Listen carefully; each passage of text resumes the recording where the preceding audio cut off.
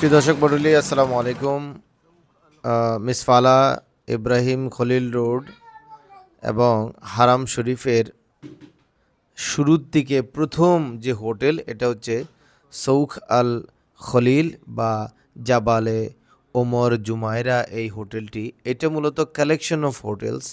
এটা একবারে হারাম শরীফের গেট থেকে শুরু করে 8টা বিল্ডিংয়ের সমন্বয়ে গঠিত একটি হোটেল। এটার মাঝখানে 3টে প্রধান গেট রয়েছে। ভিতরে গিয়ে যে যার যার মতো যে টাওয়ারে তার হোটেল, ওই টাওয়ারের দিকে চলে যান।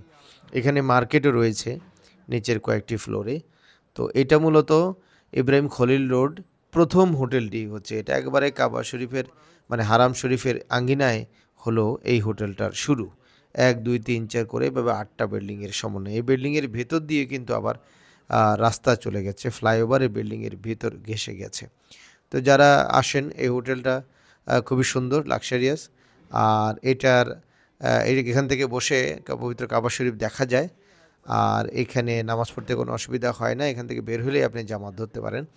আর এখানে রমজান এবং হজ ছাড়া সাধারণত 350 রিয়ালেও পার ডে আপনি থাকতে পারবেন। 350, অনেক সময় 400 বা 350 কম অথবা বেশি এরকম হয়ে থাকে রেট।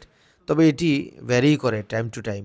আর রমজান এবং হজে এগুলোর রেট অত্যধিক, তো সেটা এক্সেপশনাল। এক এক সময় এক এক রেট এবং ওই টাইম অফ বুকিং অনুযায়ী এটা চেঞ্জ হয়ে যায়।